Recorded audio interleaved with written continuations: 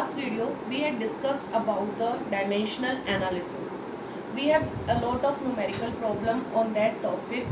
Some of them we discussed in last video. Now we have next section of this chapter, that is the classification of matter. Classification of matter को discuss करने से पहले हम ये discuss करेंगे कि matter होते क्या, how can we define the matter. हम ये मान के चलते हैं कि हमारे यूनिवर्स में everything is made up of a matter, right. तो हम मैटर को कैसे डिफाइन करेंगे? Matter is defined as anything that occupies space, possesses mass and the presence of which can be felt by any sense organ, right? जो matter की examples है ना, they are not countable. Clothes, iron, gold, plastic, wood, water, air etcetera, these are some examples of the matter. Now we have to classify the matter. Basically हम matter को दो way में classify कर सकते हैं। First one is the physical classification and second one is the chemical classification. अगर physical classification की बात, जो फिजिकल क्लासिफिकेशन है वो बेसिकली फिजिकल प्रॉपर्टी पे बेस्ड होता है, और जो केमिकल क्लासिफिकेशन है वो किस पे बेस्ड है? Chemical property. तो फिजिकल प्रॉपर्टीज़ क्या होती है? फिजिकल प्रॉपर्टी वो प्रॉपर्टी होती है जिसमें ड्यूरिंग द मेजरमेंट कोई भी चेंज ऑब्जर्व ना हो, उसको हम क्या बोलते हैं? फिजिकल प्रॉपर्टी बोलते हैं। जबकि केमिकल प्रॉपर्टी क्या होती है? जब आप उसको मेज़र कर रहे हो ना, ड्यूरिंग द मेजरमेंट आप केमिकली कुछ चेंजेस ऑब्जर्व करते हो, आइदर कंपोजिशन में कुछ चेंजेस हो जाते हैं, तो उसको हम क्या बोलते हैं? Chemical property. तो सबसे पहले हम किसको डिस्कस कर रहे हैं? फिजिकल क्लासिफिकेशन को, which is based on the physical property. तो जो ये क्लासिफिकेशन है ना, that is based on the state, physical state under the ordinary condition of temperature and pressure. वैसे तो हमारे पास 5 स्टेट होती है, but we have to discuss only 3 state. First one is solid, second one is liquid and third one is gas. Solid, liquid और gas की as such कोई definition नहीं है, बट इनकी प्रॉपर्टी के बेस पे इनको डिफाइन कर सकते हैं। तो सबसे पहले हम बात करते हैं सॉलिड। सॉलिड क्या होते हैं? सॉलिड वो सब्सटेंसेस होते हैं जो डेफिनेट शेप को और डेफिनेट वॉल्यूम को ऑक्यूपाई कर। और लिक्विड क्या होते हैं? लिक्विड की डेफिनेट वॉल्यूम तो होता है, but they don't have the definite shape. Means जैसे ही आप लिक्विड को वन कंटेनर से दूसरे कंटेनर में शिफ्ट कर रहे हो, तो वो उस कंटेनर के अकॉर्डिंग अपनी शेप में चेंजेस ले आता है।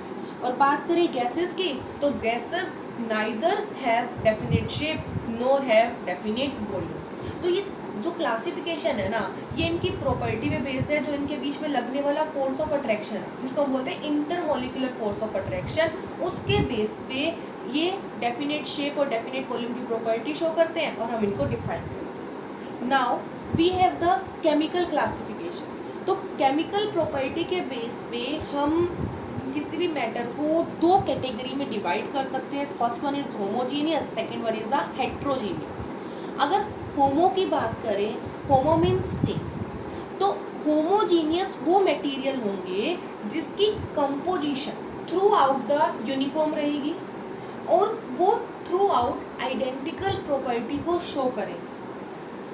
हम ऐसे बोल सकते हैं कि homogeneous substances are those which have only one phase. और हेट्रोजीनियस सब्सटेंस क्या होगा? हेट्रोजीनियस सब्सटेंसेस वो होते हैं जिसकी कंपोजिशन थ्रू आउट यूनिफॉर्म नहीं रहेगी, जो एक फेज में एग्जिस्ट नहीं करेंगे, that are called the heterogeneous. अगर एग्जांपल की बात करें, तो जब हम वाटर के अंदर शुगर को कम्प्लीटली डिसॉल्व कर देते हैं, then we can't identify sugar individually. तो जो ये मिक्सचर होगा ना, that is called homogeneous. On the other hand, when we take sand in water, we can individually identify sand as well as water. That is called heterogeneous mixture. और अगर हम more scientifically matter को classify करने की कोशिश करें, जिसको हम क्या बोलते हैं? केमिकल क्लासिफिकेशन ऑफ मैटर, वो कैसे होगा? अब हम क्या सोच के चलते हैं कि जितने भी मटेरियल हैं वो सारे के सारे सब्सटेंसेस से मिलके बने हुए। अगर किसी मटेरियल में ओनली वन टाइप का सब्सटेंस एग्जिस्ट करता है, तो हम उसको क्या बोलते हैं? Pure substance, pure material. But इसके अपोजिट अगर किसी सब्सटेंस में more than one type of atom, more than one type of substances exist करेंगे तो उसको हम क्या बोलते हैं, मिक्सचर बोलते हैं। अब बात आती है प्योर सब्सटेंसेस की। इनको हम दो तरीके से, दो टाइप पे क्लासीफाई कर सकते हैं। First one is the elements and second one is the compound. Pure substances always and always homogeneous होते हैं, जबकि मिक्सचर आपके होमोजीनियस भी हो सकते हैं और हेट्रोजीनियस भी हो सकते हैं। तो सबसे पहले हम बात करते हैं किसकी, एलिमेंट। एलिमेंट आपकी किसी भी प्योर सब्सटेंस की सिंपलेस्ट फॉर्म, इसकी डेफिनेट फिजिकल प्रॉपर्टी होगी, डेफिनेट केमिकल प्रॉपर्टी होगी, और हम इसको और स्मॉल मॉलिक्यूल्स के अंदर डिसोशिएट नहीं कर सकते। तो हम एलिमेंट को कैसे क्लासिफाई करेंगे, एलिमेंट आपकी वो प्योर सब्सटेंस है जो सिर्फ और सिर्फ वन काइंड ऑफ एटम को कंटेन करते हो। जो किसको कंटेन करते हैं, one kind of atom, right. For example lead, sulphur, carbon. Element को हम बेसिकली तीन तरीके से क्लासीफाई कर सकते हैं। First one is the metal, second one is the non metal and third one is the metalloids. अगर हम मेटल की बात करें तो again metal, non metal, metalloids की एज सच कोई डेफिनेशन नहीं है। They are defined on the basis of their property और कैरेक्टरिस्टिक। तो सबसे पहले बात करते हैं मेटल की। तो मेटल वो सब्सटेंसेस होंगे जो लाइट को रिफ्लेक्ट कर सकते, जो लस्टर को पोजेस करते होते हैं, जो इजीली इलेक्ट्रॉन को लूज कर सकते हैं। That means they are the electropositive element. For example aluminium, iron, gold, sodium. और प्रॉपर्टी को डिस्कस करें तो metal good conductor of electricity होते हैं, गुड कंडक्टर ऑफ हीट होते हैं। They are ductile, malleable. Ductiles की बात करें तो हम इसको थिन वायर में ड्रॉन कर सकते हैं, और मेलेबल की बात करें तो we can change it into a thin sheets. अब नॉन मेटल की बात करें तो नॉन मेटल मेटल्स के बिल्कुल अपोजिट हो जाएंगे। ये वो सब्सटेंसेस हैं जो लाइट को रिफ्लेक्ट नहीं कर सकते, इनमें लस्टर्स की प्रॉपर्टी नहीं होती, even they can gain the electron, right, they are electronegative in nature. ये पुअर कंडक्टर ऑफ हीट होते हैं, पुअर कंडक्टर ऑफ इलेक्ट्रिसिटी होते हैं। और जितने भी आपके मेटल्स हैं ना वो सॉलिड फॉर्म में एग्जिस्ट करेंगे, जबकि नॉन मेटल आपके सॉलिड, लिक्विड और गैशियस तीनों ही फॉर्म में एग्जिस्ट कर सकते हैं। अगर एग्जांपल की बात करें नॉन मेटल की, carbon, oxygen, nitrogen, hydrogen etcetera. अब बात आती है मेटेलॉइड्स की। मेटेलॉइड्स की जो प्रॉपर्टीज़ है वो मेटल और नॉन मेटल दोनों के इन बिटवीन एग्जिस्ट करती होती है, राइट। यानी कि वो कुछ प्रॉपर्टी मेटल्स की भी रखते हैं और कुछ प्रॉपर्टी नॉन मेटल की भी रखते होते हैं। Example arsenic, antimony, bismuth etcetera. तो ये तो आपका क्या हो गया, एलिमेंट। जो सेकंड क्लासिफिकेशन है प्योर सब्सटेंस की, दैट इज द कंपाउंड। अब कंपाउंड क्या होते हैं, कंपाउंड आपके अगेन प्योर सब्सटेंस होते हैं, बट ये more than one kind of atom को कंटेन करते हैं, राइट, एक से ज़्यादा एटम को कंटेन करते होते हैं। फॉर एग्जाम्पल NaCl, यहाँ पे सोडियम और क्लोराइड। अब हम कंपाउंड को प्रॉपरली कैसे डिफाइन करेंगे, a compound is a pure substance containing two or more than two elements combined together in a fixed proportion by weight and which can be decomposed into its constituent element by suitable chemical and physical method। जब हम NaCl की electrolysis करेंगे तो NaCl किस में dissociate हो जाएगा, sodium ion plus chloride ion. इसमें एक कंपल्सरी कंडीशन है कंपाउंड के लिए, जो आपके डिफरेंट डिफरेंट कॉन्स्टिट्यूएंट या डिफरेंट एटम इसमें कंबाइन हो रहे हैं, वो मास के फिक्स रेशो में ही कंबाइन। फॉर एग्जांपल एक हाइड्रोजन का मास कितना होता है, 1, तो 2 का 2 रेशो 16, यानी कि 1:8 में अगर आपका हाइड्रोजन और ऑक्सीजन कंबाइन हो रहा है तभी वाटर बनेगा। अगर रेशो ऊपर नीचे हो गया तो वाटर की फॉर्मेशन नहीं हो। हम कंपाउंड्स को भी फर्दर क्लासीफाई कर सकते हैं। हम कंपाउंड को बेसिकली दो कैटेगरी में क्लासीफाई करते हैं। First one is the organic compound, second one is the inorganic compound. Organic compounds क्या होते हैं? जो हाइड्रोकार्बन से मिलके बने हुए हैं। उसमें जो बेसिक रहेगा वो हाइड्रोकार्बन रहेगा और उसके साथ साथ somewhat hetero atom like oxygen, nitrogen, sulphur उसमें अटैच हो जाए। इनऑर्गेनिक कंपाउंड वो होंगे जो दो या दो से ज़्यादा एलिमेंट को कंटेन करे। जितने भी हमारे पास एलिमेंट्स नोन है उनमें से, तो उसको हम क्या बोलते हैं? Inorganic compound. तो बात करते हैं मिक्सचर की। मिक्सचर क्या होता है? मिक्सचर बाय नेम क्लियर होता है कि आप क्या कर रहे हो, इसमें दो या दो से ज़्यादा सब्सटेंसेस को मिक्स कर रहे हो। बट इसमें क्या रहेगा कि जो दो या दो से ज़्यादा एटम आपस में मिक्स हो रहे हैं ना, वो मास के फिक्स रेशो में मिक्स नहीं होंगे, वो कोई भी रेशो लेके फिक्स हो सकते हैं। तो हम इसको प्रॉपरली कैसे डिफाइन करेंगे? अ मटेरियल कंटेनिंग टू और more than to substances in any proportion is called the mixture. और मिक्सचर की जो प्रॉपर्टीज होती है ना, वो उसके कंस्टिट्यूएंट पार्टिकल की प्रॉपर्टी होती है। हम उसके कंस्टिट्यूएंट पार्टिकल की इंडिविजुअल प्रॉपर्टीज को वो क्या करते हैं? मिक्सचर शो करते हैं। फॉर एग्जांपल वाटर के अंदर आप सैंड ले लो। मिक्सचर को हम बेसिकली दो कैटेगरी में डिवाइड करते हैं। First one is homogeneous, second one is a heterogeneous. Homogeneous mixture क्या होगा? जिसमें कंपोजिशन यूनिफॉर्मली थ्रू आउट क्या रहेगी? यूनिफॉर्म रहेगी। और हेट्रोजीनियस क्या होगी? जिसमें कंपोजिशन सेम नहीं रहेगी। हम पहले भी डिस्कस कर चुके। होमोजीनियस मिक्सचर की जो कंपोनेंट है ना, हम उसको नेक्ड आई से नहीं देख सकते, और जबकि हेट्रोजीनियस मिक्सचर के कंपोनेंट को हम नेक्ड आई से देख सकते हैं। और जितने भी होमोजीनियस मिक्सचर्स होते हैं they are called the solution. Mixture के कंस्टिट्यूएंट पार्टिकल्स है जो कंपोनेंट है, हम उसको ईजिली सिंपल फिजिकल और केमिकल मेथड से सेपरेट आउट कर सकते होते हैं, राइट। तो now we have the difference between compound and mixture. तो सबसे पहले हम बात करते हैं मिक्सचर की। जो मिक्सचर के कंस्टिट्यूएंट होते हैं, पार्टिकल्स होते हैं, वो किसी भी रेशो में प्रेजेंट होते हैं, जबकि कंपाउंड के constituent particle fix ratio of by weight, fix ratio by weight present होते हैं। मिक्सचर आपका होमोजीनियस और हेट्रोजीनियस दोनों हो सकता है, जबकि कंपाउंड आपका ऑलवेज होमोजीनियस ही रहेगा। जो मिक्सचर की प्रॉपर्टी होती है वो उसके कंस्टिट्यूएंट पार्टिकल की प्रॉपर्टी के मिडवे होती है, जबकि बात करें कंपाउंड की जो प्रॉपर्टीज होती है, उस कंपाउंड की प्रॉपर्टी अपने कंस्टिट्यूएंट पार्टिकल से एंटायरली क्या होती है? डिफर होती है। Example NaCl। अगर सोडियम की बात करें और क्लोराइड आयन की बात करें, तो सोडियम और क्लोराइड आयन की प्रॉपर्टी सोडियम क्लोराइड से टोटली क्या है? डिफर। अब मिक्सचर के कंस्टिट्यूएंट को आप सिंपल फिजिकल मेथड से सेपरेट आउट कर सकते हो, जबकि आप कंपाउंड के कंस्टिट्यूएंट को simple physical and chemical method से सेपरेट आउट नहीं कर सकते। जो मिक्सचर है ना, वो फिजिकल चेंज की वजह से फॉर्म्ड होता है, जबकि कंपाउंड आपके केमिकल चेंज की वजह से फॉर्म्ड होता है। जब आप मिक्सचर को बनाते हो, ना तो हीट इवॉल्व होती है, ना लाइट का इवोल्यूशन होता है, ना इलेक्ट्रिकल एनर्जी का इवोल्यूशन होता है, ना ही अब्जॉर्प्शन होता है।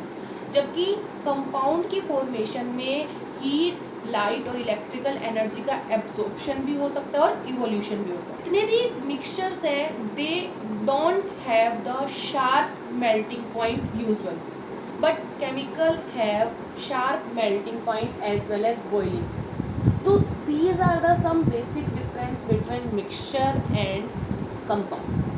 Now we have next section, that is the law of chemical combination. Law of chemical combination क्या है? There are basically 5 laws जो केमिकल में होने वाली जितनी भी रिएक्शंस है, जितने भी प्रोसेस होते हैं, उनको गवर्न करते हैं। वो सारी रिएक्शन इन्हीं 5 लॉज के बेस पे होती है।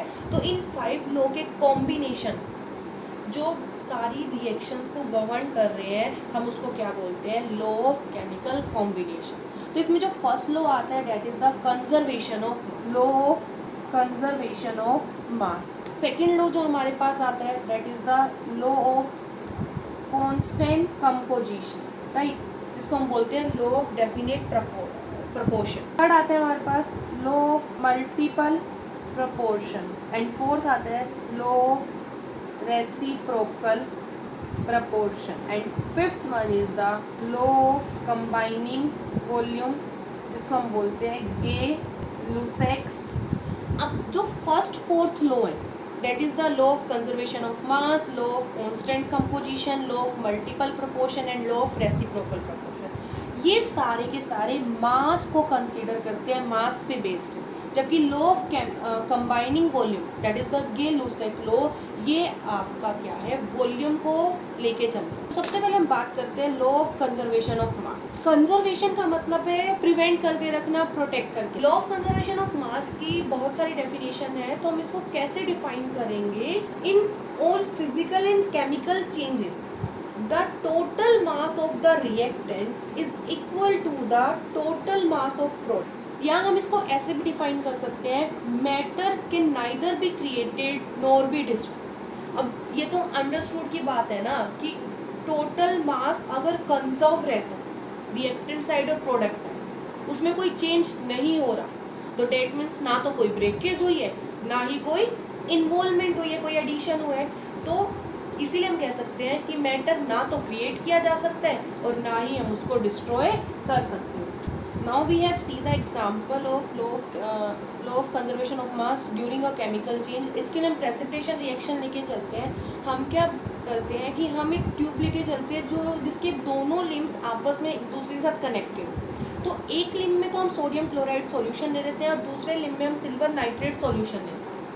अब इन दोनों लिम्स को हमने कॉर्क की हेल्प से क्लोज कर दिया और मिक्सचर को या सॉल्यूशन को अलाउ कर दिया कि वो आपस में मिक्स हो जाए। होने से जब हमने दोनों सॉल्यूशन लिए थे, हमने उसको वेट किया और जब मिक्स होने के बाद उसमें कौन सी रिएक्शन होगी? NaCl plus AgNO3 goes to AgCl plus NaNO3, right. और जब मिक्स होने के बाद प्रेसिपिटेट बनने के बाद जब हम दोबारा ट्यूब को वे करते हैं तो हम क्या देखते हैं कि there is a no change, practically कोई भी चेंज नहीं आया है। तो हम we can say that there is a law of conservation of. Another हम एग्जांपल की बात करें, हम मरकरी ऑक्साइड को लेके चलते हैं। हमने 100 ग्राम ऑफ मरकरी ऑक्साइड ले लिया Hg। जब हम इसको हीट करते हैं तो ये Hg प्लस हाफ O2 में डिसोशिएट हो जाए, तो ये लिक्विड फॉर्म में 92.6 ग्राम बना, जबकि 74 ग्राम बना। तो इन दोनों का टोटल कितना आया? अगेन 100 आया। तो हम ये क्या कह सकते हैं कि during the decomposition there is a no change in the wait,